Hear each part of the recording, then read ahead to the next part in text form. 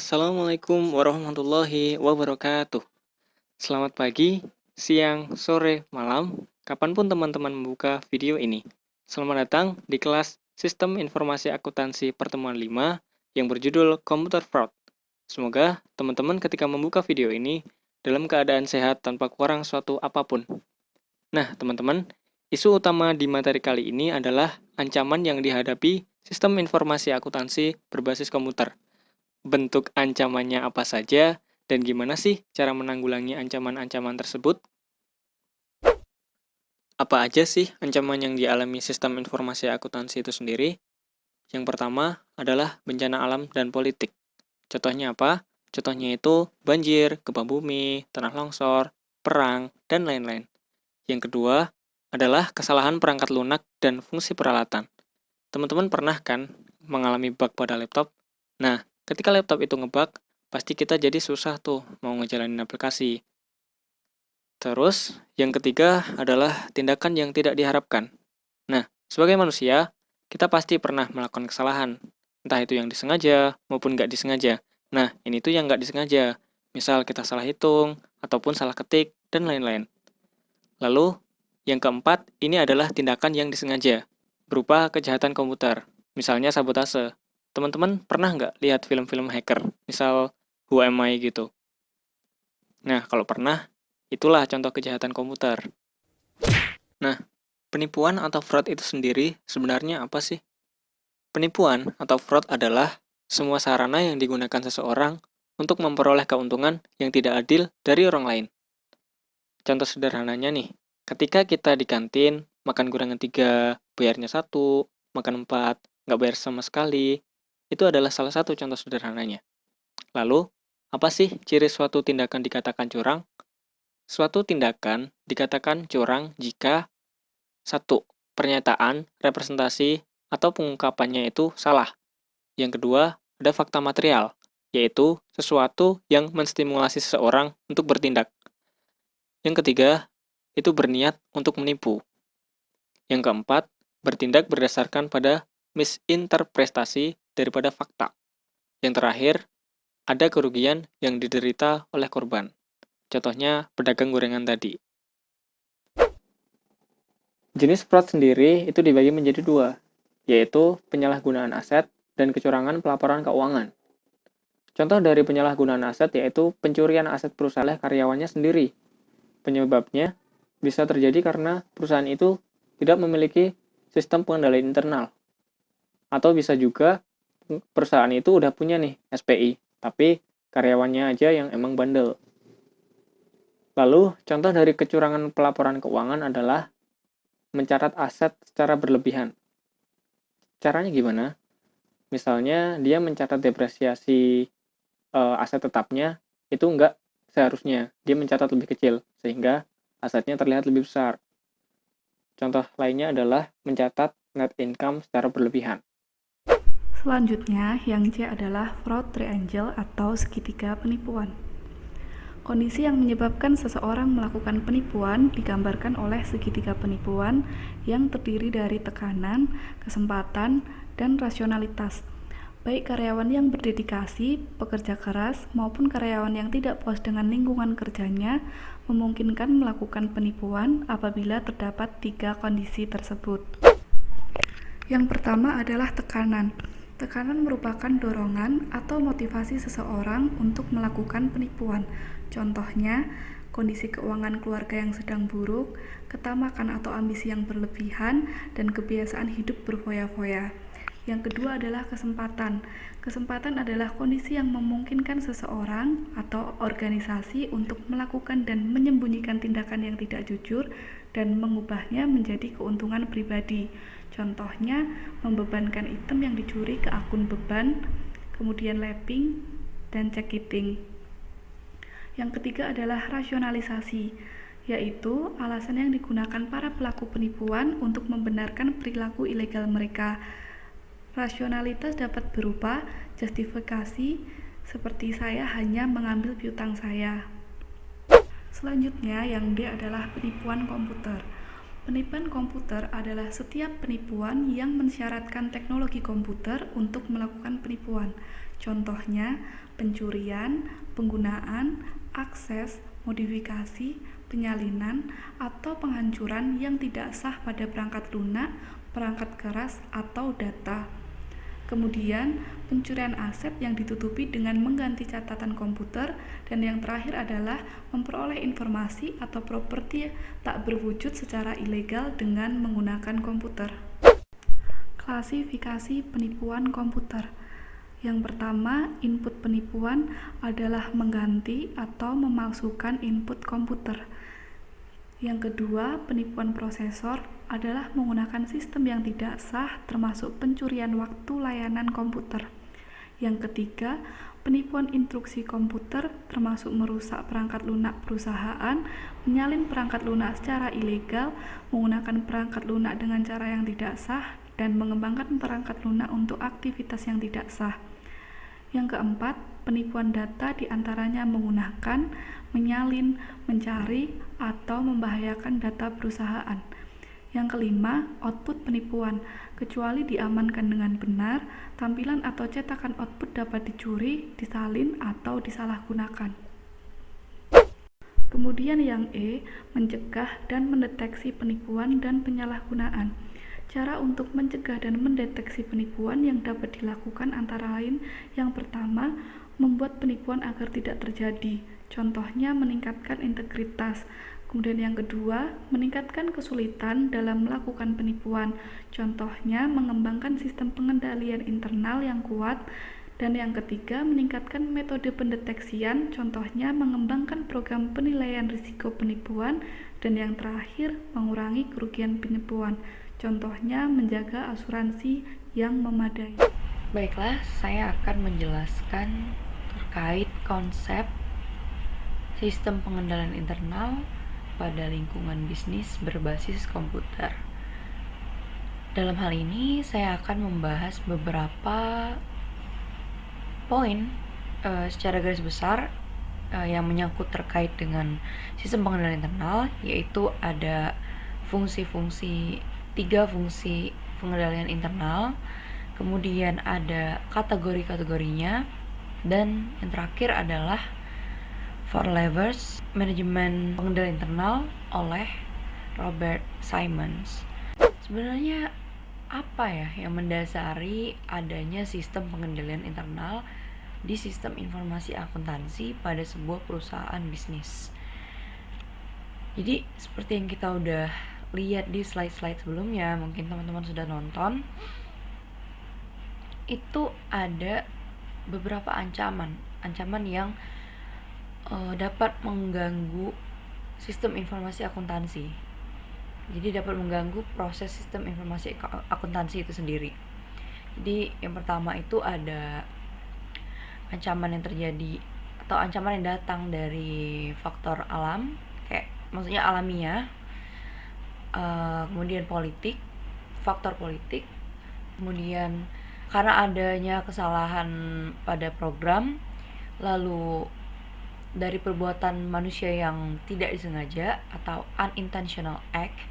Kemudian yang terakhir itu ada intentional act atau perbuatan manusia yang memang disengaja untuk merugikan perusahaan itu sendiri. Nah, dalam hal ini yang mendasari adanya sistem pengendalian internal pada sebuah perusahaan bisnis itu ya salah satunya karena adanya ancaman.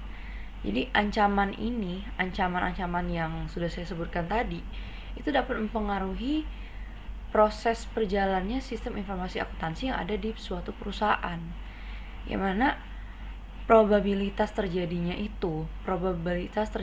ancaman tersebut cukup tinggi. Jadi hampir semua perusahaan itu pasti akan menghadapi ancaman-ancaman tersebut. Nah, makanya kita tuh perlu membuat semacam sistem pengendalian internal bagi sistem informasi akuntansi itu. Jadi untuk meminimalisir resiko yang ada. Bagaimana ancaman yang ada sudah saya sebutkan tadi atau threats yang mengancam sistem informasi akuntansi tersebut malah terus meningkat. bukannya berkurang. Nah, jadi perusahaan bisnis itu umumnya kan udah, oke, kita bicara di sini perusahaan bisnis yang udah besar ya, udah berskala besar. Nah, bayangkan di perusahaan berskala besar tersebut pasti memiliki banyak karyawan-karyawan dan sudah pasti juga mempunyai sistem-sistem yang banyak. Kemudian ada subsistem-subsistem yang banyak jumlahnya. Nah, untuk menjadikannya terpusat menjadi satu sistem itu membutuhkan waktu. Biayanya juga tidak murah. Kemudian ditambah lagi perusahaan tersebut sudah menggunakan sistem informasi akuntansi yang berbasis internet untuk mengendalikan sistem-sistem yang ada. Nah, itu membutuhkan waktu. Bahkan sekelas perusahaan Chevron itu mengalami kesulitan untuk mengendalikan sistem-sistem yang ada di Chevron. Oleh karenanya, karena perusahaan tersebut mengalami kendala dalam mengendalikan dan mengintegrasikan sistem komputer dan keamanannya, di sisi lain ancaman terus meningkat, baik itu dari internal maupun eksternal. Makanya sulit untuk menekan angka ancaman atau untuk menghindari ancaman tersebut. Sekarang kita masuk ke pengertian dari pengendalian internal. Jadi pengendalian internal itu sendiri adalah proses yang dilakukan untuk menyediakan jaminan yang memadai bahwa tujuan atau objektif dari pengendalian dapat dipenuhi. Dengan tercapainya tujuan-tujuan dari pengendalian internal ini, itu akan mendukung keberhasilan kita untuk mencapai ketujuan perusahaan. Nah, tujuan daripada pengendalian internal ini berpengaruh pada kesuksesan kita untuk mencapai tujuan di suatu perusahaan bisnis. Adapun tujuan dari pengendalian sistem informasi akuntansi itu yang pertama, mengamankan aset. Maksudnya di sini dengan adanya sistem pengendalian internal, kita membuat semacam langkah preventif untuk mencegah misalnya ada akuisisi yang tidak sah atau ilegal gitu. Jadi ya tujuannya adalah untuk mengamankan aset tersebut dengan sistem pengendalian internal. Lalu yang kedua, mengelola catatan dengan detail yang mumpuni. Ketiga, menyediakan informasi yang akurat dan andal. 4. Menyiapkan laporan keuangan sesuai dengan kriteria yang telah ditetapkan. Kelima, meningkatkan efisiensi operasional. Kemudian yang keenam, mendorong ketaatan terhadap kebijakan manajerial yang telah ditentukan. Jadi jangan sampai manajer itu mengambil keputusan yang malah disfungsional atau menyalahgunakan wewenang yang ia punya gitu. Terus yang ketujuh, mematuhi hukum dan peraturan yang berlaku. Sistem pengendalian internal itu memiliki 3 fungsi yang penting. Yang pertama adalah preventive control atau pengendalian preventif. Nah, pengendalian preventif ini maksudnya adalah mencegah sebelum timbulnya masalah. Jadi ya lebih baik mencegah daripada mengobati. Nah, ini pengendalian preventif. Contohnya adalah dengan melakukan perekrutan pegawai yang sesuai dengan kriteria dan kualitas yang memang dibutuhkan oleh suatu perusahaan. Kemudian yang kedua itu ada pengendalian detektif atau detective control. Maksud dari pengendalian ini adalah untuk menemukan masalah yang tidak dapat dihindarkan. Jadi dengan cara kita melakukan atau menyiapkan rekonsiliasi bank. Kemudian yang ketiga itu namanya pengendalian korektif atau corrective control. Maksudnya di sini adalah untuk memperbaiki masalah yang telah terjadi. Contohnya di sini adalah dengan menjaga salinan-salinan file yang ada, kemudian kita melakukan koreksi daripada entry-entry data yang error, lalu melakukan pensubmitan ulang terkait dengan transaksi yang membutuhkan pemrosesan lebih lanjut gitu. Pengendalian internal itu umumnya dibagi menjadi 2 kategori. Yang pertama, general control atau pengendalian umum, yaitu memastikan lingkungan pengendalian stabil dan dikelola dengan baik. Contohnya itu adalah dengan adanya sistem pengendalian internal dibarengi dengan keamanan pada infrastruktur di bidang IT. Kemudian kategori yang kedua itu adalah pengendalian aplikasi atau application control, yaitu mencegah, mendeteksi dan mengoreksi kesalahan transaksi serta fraud di dalam program aplikasi.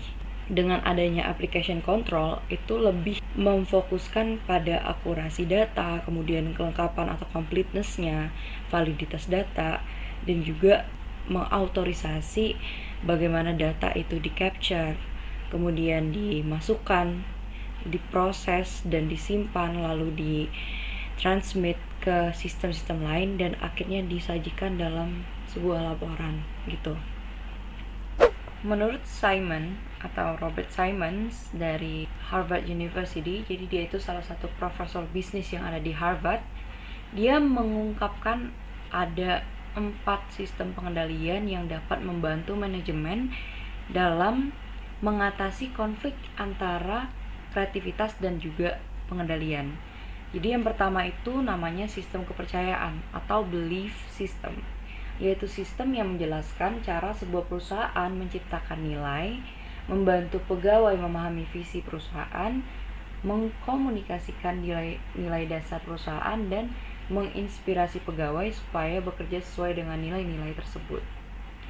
Lalu yang kedua itu namanya sistem batas atau boundary system, yaitu sistem yang membantu pegawai bertindak sesuai dengan kode etik, bertindak secara etis dengan membangun batas pada perilaku kepegawaian. Jadi maksudnya itu adalah membangun batas pada perilaku kepegawaian itu pihak manajemen bukannya malah menjelaskan kepada pegawainya untuk melakukan hal ini atau itu, tapi lebih mendorong pegawai tersebut untuk menyelesaikan masalahnya sendiri sesuai dengan standar kinerja perusahaan gitu. Lalu yang ketiga, sistem pengendalian diagnostik atau diagnostic control system, yaitu sistem yang mengukur, mengawasi, dan membandingkan perkembangan perusahaan aktual atau realisasi oleh perusahaan dengan anggaran dan tujuan kinerja. Yang terakhir, itu namanya sistem pengendalian interaktif atau interactive control system, yaitu sistem yang membantu manajer untuk memfokuskan perhatiannya pada bawahan atau pegawai-pegawainya pada isu-isu utama perusahaan, isu-isu strategis perusahaan, dan lebih terlibat di dalam keputusan mereka. Pembahasan yang ini akan dijelaskan secara singkat terkait dengan KUSU dan COVID. KUSU dan COVID sendiri merupakan framework yang banyak digunakan untuk pengendalian internal organisasi-organisasi. KUSU merupakan singkatan dari Committee of Sponsoring Organization of Treatment Commission, yaitu usaha inisiatif dari sektor swasta yang dibentuk pada tahun 1985. KUSU sendiri merupakan model pengendalian internal yang banyak digunakan oleh auditor sebagai dasar untuk evaluasi dan mengembangkan pengendalian internal dalam organisasinya. Dalam framework KUSU ini, pengguna utamanya adalah manajemen. Jadi, manajemenlah yang memiliki tanggung jawab atas pengendalian internal dalam suatu organisasi. Lalu di dalam KUSU ini juga dikenal ada struktur pengendaliannya yang dikenal sebagai ICIF. Menurut framework ini, suatu entitas memiliki 3 tujuan utama yang harus dicapai. Yang pertama adalah efektivitas dan efisiensi dalam operasi. Selanjutnya ada kepatuhan terhadap hukum yang berlaku. Dan suatu entitas harus mampu menghasilkan laporan keuangan yang andal. Seperti yang sudah dijelaskan di slide sebelumnya, di KUSU ini ada struktur pengendalian internal yang dikenal dengan ICIF. Nah, seperti apa bentuknya itu kira-kira seperti kubus ini. Namun yang kita pelajari adalah yang di sisi depannya. Yang paling atas itu ada control environment atau lingkungan pengendalian. Lalu ada risk assessment atau penilaian risiko dalam bahasa Indonesianya ya. Lalu ada control activities, aktivitas pengendalian. Lalu ada information and communication. Dan yang terakhir paling bawah sendiri itu ada monitoring activities atau aktivitas pemantauan. Kelima poin yang telah disebutkan di atas sebelumnya tadi itu ada lingkungan pengendalian, penilaian risiko, aktivitas pengendalian, informasi dan komunikasi, dan ada aktivitas pemantauan. Nah, penjelasan singkatnya seperti ini. Lingkungan pengendalian itu intinya dalam suatu entitas harus menyediakan arahan dalam organisasi dan kesadaran pengendalian internal dari seluruh pihak dalam organisasi. Meskipun sebenarnya menurut pandangan Kusu ini yang memiliki tanggung jawab di dalam melakukan pengendalian internal itu adalah manajemen. Lalu selanjutnya ada penilaian risiko. Jadi suatu entitas itu harus mampu menentukan upaya apa yang harus dilakukan untuk mengelola setiap risiko yang akan terjadi. Lalu ada aktivitas pengendalian. Aktivitas pengendalian ini menjamin arahan dan kebijakan manajemen dilakukan sesuai prosedur. Jadi kan dalam suatu manajemen itu sudah ada prosedur, sudah ada aturannya dalam pengendalian internal. Pengendalian ini menjamin apakah prosedur tersebut sudah dilakukan dalam rangka mencapai tujuan organisasi yang telah ditentukan. Lalu ada informasi dan komunikasi. Tujuannya agar setiap informasi dapat dikelola dan dikomunikasikan dengan efektif dan efisien untuk digunakan dalam menentukan strategi dalam pengambilan keputusan. Terakhir ada aktivitas pemantauan yang memastikan setiap prosedur dijalankan secara berkelanjutan untuk menjaga kualitas kinerja.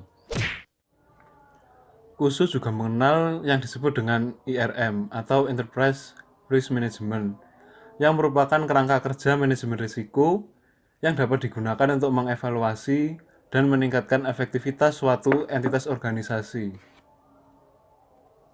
Dalam kerangka manajemen risikonya, Kusu IRM menuntut perusahaan untuk dapat menentukan terlebih dahulu sasaran apa yang harus dicapai. Nah, sasaran-sasarannya ini terdiri dari 4 kategori. Yang pertama adalah sasaran strategis, yaitu yang mendukung dan selaras dengan misi perusahaan secara umum. Lalu ada sasaran operasi. Sasaran operasi ini lebih ke teknis ya, artinya merupakan penjabaran lebih lanjut dari sasaran strategis. Sasaran operasi ini menentukan efektivitas dan efisiensi dari penggunaan sumber daya perusahaan, dan selanjutnya perusahaan itu juga dituntut mampu untuk menghasilkan pelaporan keuangan yang andal dan dapat dipercaya. Dan yang terakhir, perusahaan atau suatu entitas dituntut untuk mampu memenuhi setiap peraturan perundang-undangan yang berlaku. Di dalam framework Kusu IRM ini ada beberapa hal yang harus dilakukan perusahaan untuk bisa mencapai sasaran yang telah ditetapkan sebelumnya. Yang pertama adalah lingkungan internal.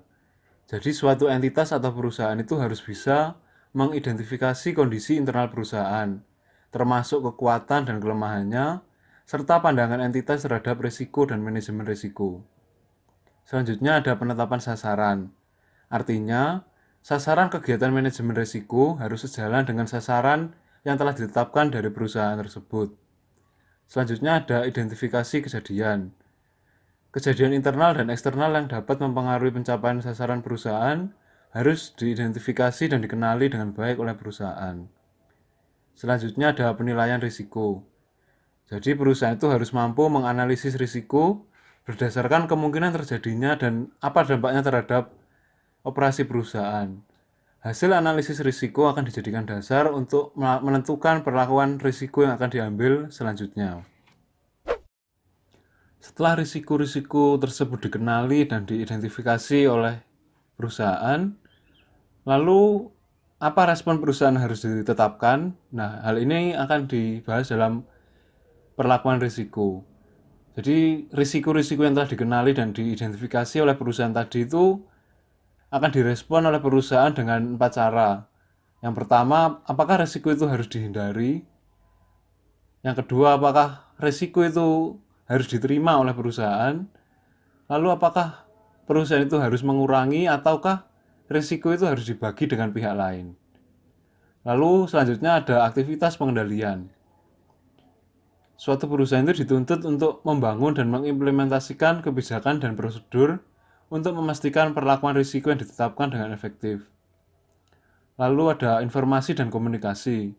Artinya perusahaan itu harus mampu memiliki informasi yang relevan, dapat diidentifikasi, diperoleh dari sumber yang dapat dipercaya, dan dikomunikasikan dalam bentuk dan dalam waktu yang tepat, agar dapat melakukan pengambilan keputusan dan pengambilan tanggung jawab dengan baik.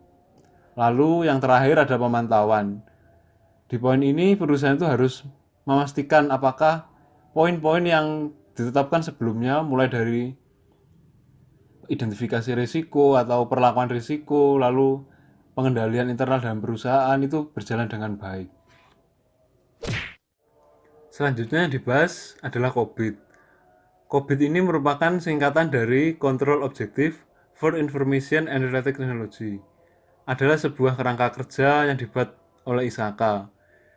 Kalau KUSU tadi itu lebih fokus ke pengendalian internal yang dilakukan oleh manajemen, di framework COBIT ini fokusnya yaitu penggunaan teknologi informasi yang digunakan oleh manajemen untuk menjembatani atau menghubungkan persyaratan kontrol, masalah teknis dan risiko bisnis yang dihadapi oleh perusahaan. COBIT ini dibuat oleh 3 pengguna utama, antara lain yaitu manajer, user atau penggunanya, dan auditor. Pihak pertama atau yang utama dalam menggunakan sistem COBIT ini adalah manajemen. COBIT ini dirancang untuk menyeimbangkan risiko dan investasi pengendalian berbasis IT yang seringkali tidak dapat diprediksi oleh manajemen. Lalu kedua adalah user atau pengguna. COBIT ini dirancang untuk memperoleh keyakinan penggunanya atas penggunaan sistem pengendalian oleh pihak ketiga. Dan yang terakhir, COBIT ini juga dapat digunakan oleh auditor sebagai dasar pemberian opini, pemeriksaan laporan keuangan, dan dasar atas pemberian saran kepada manajemen.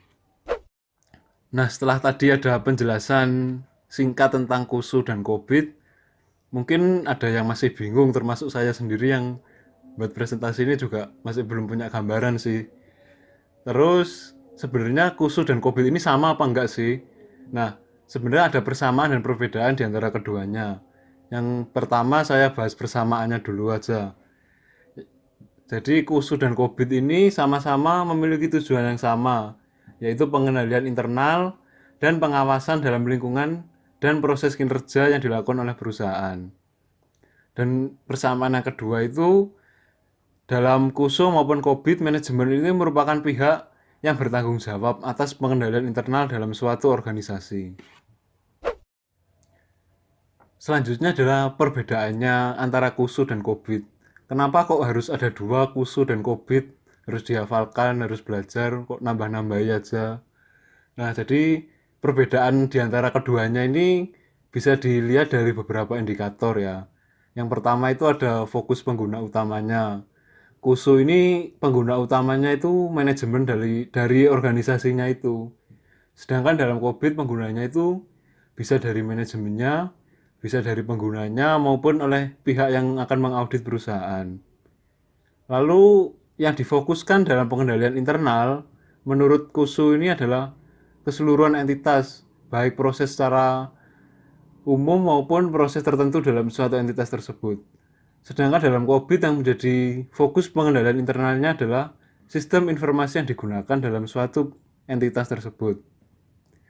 Lalu dilihat dari sudut pandangnya, KUSU ini melihat pengendalian internal sebagai kesatuan proses secara umum.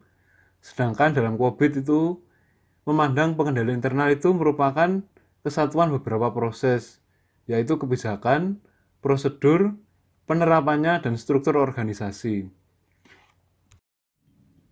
Lalu dilihat dari indikator tujuan internal kontrol. Menurut KUSU, internal kontrol itu tujuannya adalah mengoperasikan sistem yang efektif dan efisien, lalu tersedianya laporan keuangan yang andal, dan kepatuhan terhadap hukum.